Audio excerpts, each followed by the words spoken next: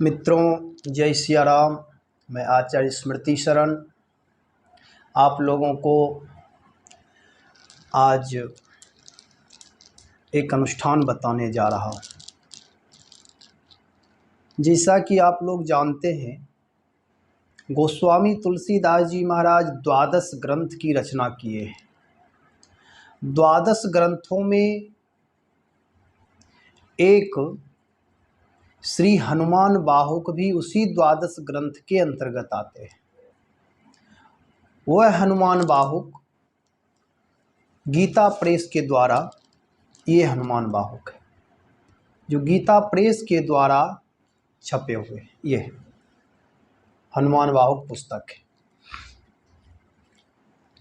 इसका अनुष्ठान करना चाहिए। तो कैसे करें, किस लिए करें? गोस्वामी तुलसीदास जी महाराज एक बार बीमार पड़ गए। पूरा शरीर फोड़े फुंसी से, इसी दो हनुमान बाहुक में आया है। पाँव पीड़, पेट पीड़, मुंह पीड़, जर जर सकल शरीर पीड़मयी। पूरे शरीर दर्द से परेशान रहते थे। जो भी परेशानियां थी हमेशा उससे दुखी रहते थे। भगवत प्रेरणा से श्री हनुमान जी महाराज से वे प्रार्थना किए कि प्रभु, मैं तो दास हूँ, मैं तो अपनी सारी जिम्मेदारी आपको सुपुर्द कर चुका हूँ। आपके हाथ में मेरी जिम्मेदारी है, फिर भी मेरी ये दशा क्यों है? फिर हनुमान जी महाराज की प्रेरणा हुई तो वह हनुमान बाहुक ग्रंथ की रचना की है। और ये हनुमान बाहुक सिद्ध ग्रंथ है। किसी भी प्रकार की कोई पीड़ा हो, रोग आदि हो, यहाँ तक कि जिस तरह से असाध्य रोग जब शरीर में हो जाए तो हम आप इलाज कराते हैं। उत्तम वैद्य से, उत्तम चिकित्सक से, डॉक्टर से इलाज करवाते हैं। तो दवाई के साथ साथ दुआ की भी, आशीर्वाद की भी आवश्यकता होती है।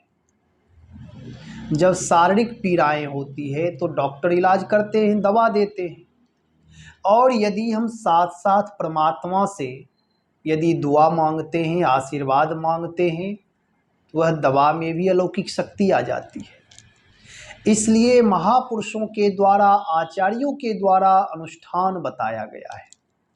तो श्री हनुमान जी महाराज जब बहुत परेशान थे तब उन्होंने हनुमान बाहुक की रचना की। और यह हनुमान बाहुक रचना करके श्री हनुमान जी महाराज को समर्पित किए और उनका शरीर की सारी पीड़ाएं दूर हो गई। तो आज वर्तमान समय में जो हनुमान जी महाराज कलयुग के प्रत्यक्ष देवता हैं, उनकी कृपा की अनुभूति अभी भी भक्तों को हो रहा है। और यह हनुमान बाहुक से बहुत सारे लोग अनुष्ठान करके लाभान्वित हो रहे हैं। विशेष करके रोग आदि के निवारण के लिए। जैसे महामृत्युंजय मंत्र हैं, वैदिक मंत्र महामृत्युंजय मंत्र हैं। जब असाध्य रोग हो जाता है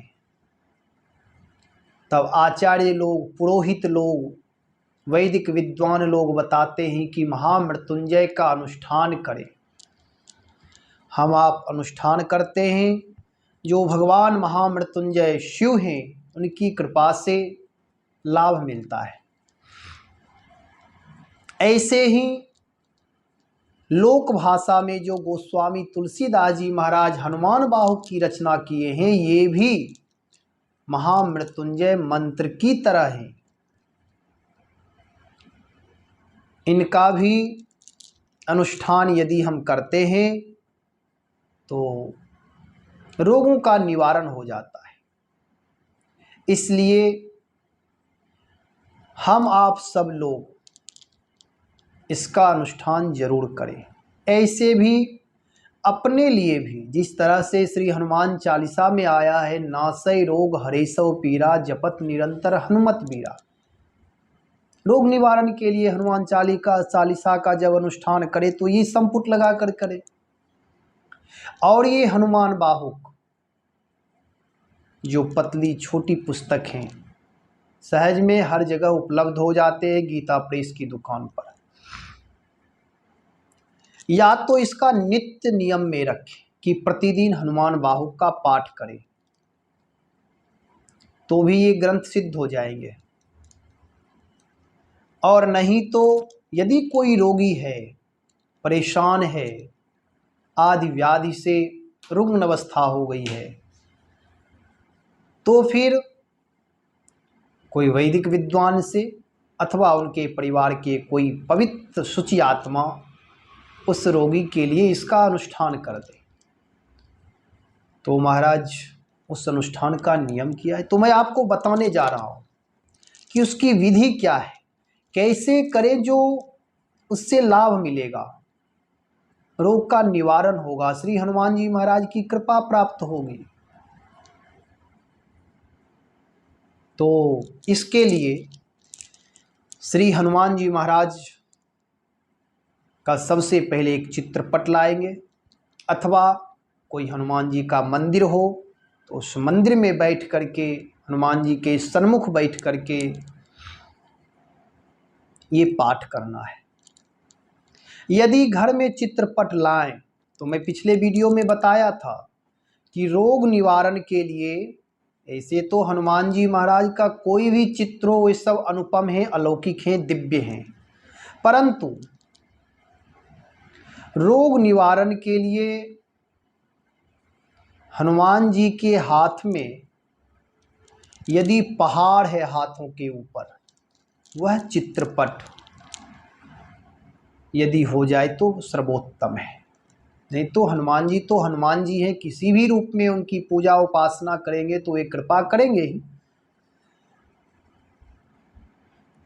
तो चित्रपट ले रख करके अपने घर में पवित्र आसन पर बैठ करके, जो पिछले वीडियो में मैं बताया हूँ कि पहले श्री हनुमान जी महाराज को श्री राम जय जय राम, श्री राम जय जय राम करके खूब राम नाम का स्मरण करें। और उसके बाद कह हृषपति सुनु हनुमाना, का चुप साध रहो बलवाना, पवन तनय बल पवन समाना, बुद्धि विवेक विज्ञान निधाना, कवन सो काज कठिन जग माही, जो नहीं होई तात तुम पाही। हनुमान जी महाराज, कौन ऐसा कार्य जो आपसे नहीं हो सकता है? आप तो पवन तनय हैं, पवन के समान बलवान हैं, आप इतने महान हैं। तो इस प्रकार से उनसे प्रार्थना करें, प्रार्थना करके कम से कम 5 बार ये जरूर कहें, कहा हृषपति सुनो हनुमाना, ये पाठ 5 बार करें। उसके बाद तिल तेल का दीपक जलाएं और 3 पाठ करना है। 3 पाठ, एक बार जब बैठे तो 3 पाठ, और दिन में 3 बार करना है, 3 आवृत्ति करनी है। और पाठ में यह भी ध्यान रखना है कि बहुत जल्दी ना करें, अर्थ को, भाव को समझते हुए तल्लीन होकर के प्रार्थना पूर्वक अपनी प्रार्थना करनी है, विनती करनी है, आग्रह करना है। और पाठ करते समय अपने जहां आप पूजन करेंगे, अपने आगे में श्री हनुमान जी महाराज के चित्रपट के सामने एक तांबा का कोई पात्र हो, छोटा कोई पात्र हो, उसमें जल भर करके रख दें, तुलसी दल उसमें डाल दें, एक आध पत्ती तुलसी दल उसमें छोड़ दें। और आप पाठ जब करें तो वह जल तब तक रखे रहे हो। तिल तेल या घी का दीपक जला ले, ताम्र पात्र में जल रख ले, हनुमान जी महाराज को लाल पुष्प अर्पण करें। माला हो जाए तो माला अर्पण कर दे। नैवेद्य में ये विशेष आप ध्यान रखेंगे, नैवेद्य में क्या देना है, बाजार की कोई भी मिठाई नहीं देनी है। नैवेद्य में घी और गुड़ मिला करके हनुमान जी को अर्पण करना है। यदि घी अपने घर का देसी गाय का हो जाए तो अति उत्तम, सर्वोत्तम है। और उसमें थोड़ा गुड़ मिला दें। एक पात्र में हनुमान जी महाराज के सामने रख करके तुलसी दल छोड़ दे और उस परमात्मा को भोग लगाए। उसके बाद श्री हनुमान जी महाराज को अर्पण करें, क्योंकि भगवान उनके इष्ट हनुमान जी को भोग नहीं लगता है। सबसे पहले वे अपने भगवान परमात्मा भगवान श्री सीताराम जी को आप अर्पण करें, उसके बाद हनुमान जी महाराज वे प्रसाद स्वीकार करते। यदि हम आप भोग लगाना नहीं जानते तो खुद श्री हनुमान जी महाराज को जैसे आप आगे रखेंगे नैवेद्य, तुलसी दल छोड़ते ही पहले वे भगवान को अर्पित होता है। श्री सीताराम जी महाराज उसे स्वीकार करते, उसके बाद श्री हनुमान जी महाराज, क्योंकि परम वैष्णव है ना, वैष्णव बिना भगवान को भोग लगाए प्रसाद ग्रहण नहीं करते। अन्न को पहले, नैवेद्य को पहले प्रसाद बनाते, उसके बाद ग्रहण करते हैं। तो ये ध्यान रखना है। कब तक करना है? 108 दिन तक, 108 दिन तक करना है। प्रतिदिन 3 बार करना है। एक बार जब बैठे तो 3 पाठ करें, फिर दूसरे टाइम में बैठे तो 3 पाठ करें। अपने हिसाब से समय अरेंज कर लें, पवित्रता पूर्वक शांत भाव से। और वे व्यक्ति करें जिनको रोगी के साथ दौड़ना नहीं है दवा के लिए, कभी दवा देनी है, जूस देना है। ऐसे व्यक्ति करें जिनके ऊपर और सेवा की जिम्मेदारी नहीं है, उपासना है, इसलिए उपासना में तल्लीन होकर के, तद्भाव में स्थित होकर के उपासना करनी है। और 108 दिन तक लगातार श्री हनुमान जी महाराज को ये पाठ सुनाएं। मुझे विश्वास है कि श्री हनुमान जी महाराज इस बीच में ही उस जीवात्मा का भला करेंगे, उनको स्वस्थ कर देंगे और अवश्य स्वस्थ करेंगे, क्योंकि कोई भी अनुष्ठान किया हुआ प्रयत्न व्यर्थ नहीं होता है। अनुनय विनय प्रार्थना से बड़े बड़े कार्य हो जाते हैं। इसलिए ऐसा नहीं करना है कि दवा नहीं करानी है और केवल हनुमान बाहुक का पाठ, दोनों करना चाहिए। दोनों करें, दवा भी करें, दुआ भी करें। नहीं तो बहुत लोग ऐसा करते, अरे हम तो भगवान के हैं, पाठ तो कर ही रहे, ठीक हो जाएंगे। नहीं, ठीक हो जाएंगे ये दृढ़ विश्वास है, भगवान ठीक कर देंगे, लेकिन परमात्मा हर जगह व्याप्त है। उस दवा रूप में भी परमात्मा ही औषधि बन करके है। इसलिए दवा भी लेना, औषधि लेना भी अनिवार्य है। जहाँ तक बन सके उत्तम से उत्तम चिकित्सक के यहाँ जा कर के रोगों का इलाज कराए और साथ साथ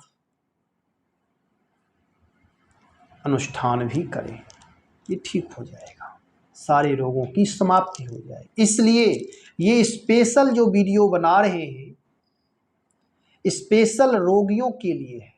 रोग का निवारण कैसे हो, बहुत सारे अनुष्ठान हैं, लेकिन हनुमान बाहुक अपने आप में पूर्ण महामृत्युंजय है। ये भी मृत्यु पर जय प्राप्त कराते हैं। ऐसे हनुमान बाहुक दिव्य अलौकिक ग्रंथ आप लोग जरूर अनुष्ठान इसका करें।